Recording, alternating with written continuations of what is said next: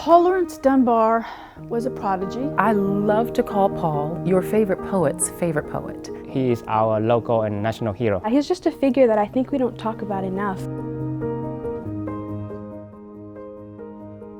Paul Laurence Dunbar was one of the first black writers in the U.S. to attain national prominence. During his short life in Dayton, Ohio, he produced many works and crossed paths with a number of iconic figures, including the Wright brothers. I started my research in 2012. I established the Dunbar Music Archive in 2014. I started off with just this recital. And once Herb was on board, then I thought, we need an archive. And then once we got the archive together, Jennifer Speed came to me and said, we need a bigger archive. And part of the project is to gather up and make accessible thousands of sources related to his life so we can better expand that story and really understand his life, how he worked, who he interacted with, and whose life he touched, both during his lifetime and after. This project is aiming to do is shed some light on Dunbar's work and his life in Dayton.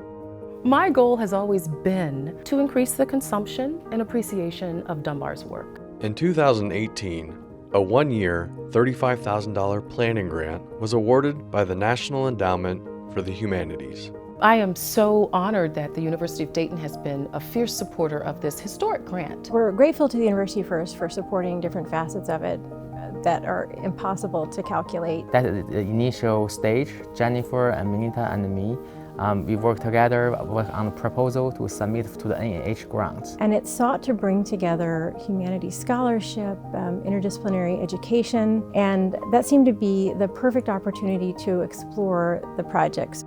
In 2020, the National Endowment for the Humanities awarded the University of Dayton nearly $100,000 to develop interdisciplinary courses and create a digital archive preserving Dunbar's legacy.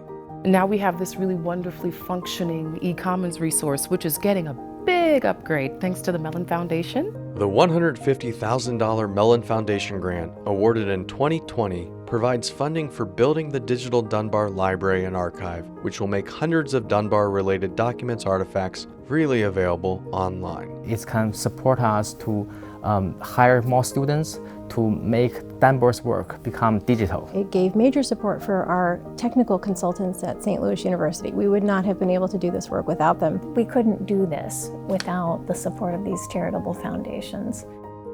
I have found in my life and in my career that I am at my best when I've got a great team around me. We invited faculty from all across campus in any discipline. If they could find a way to integrate Dunbar into their classroom, they were welcome to join. Initially, my role is try to prove, different disciplines can all be integrated together with Dunbar project. I learned how I can integrate, the life and work and the legacy of Paul Dunbar into my all courses. I can use Dunbar to kind of put a human face to the African American experience in cities in the late 19th and early 20th century. It's just incredible to see all of the ways with which we can enrich our curriculum with Dunbar and make it matter. You're not learning about somebody way over there that you don't have any connection to. Now it's right here on the ground where you are.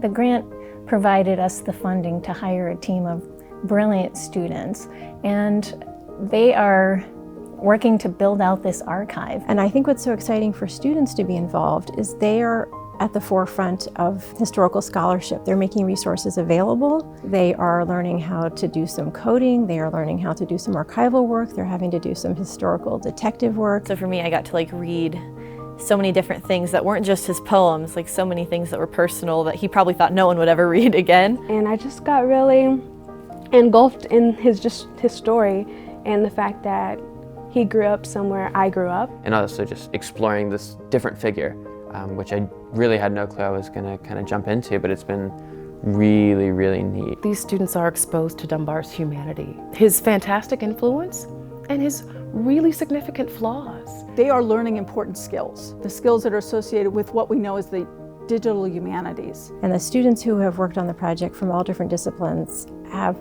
just been spectacular, and they are critical for moving the project forward. We are now expanding. It's not just musical settings of text by Paul Laurence Dunbar.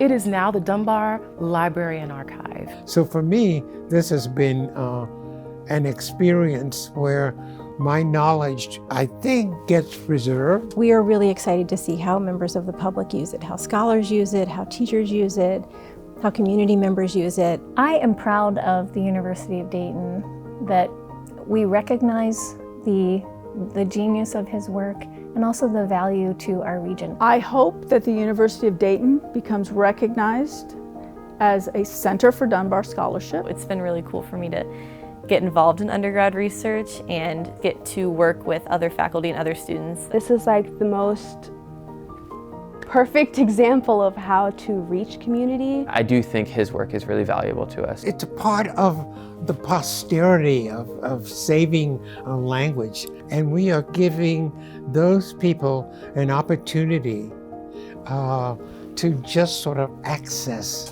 the whole program. It creates this resource so that people can consume Dunbar worldwide.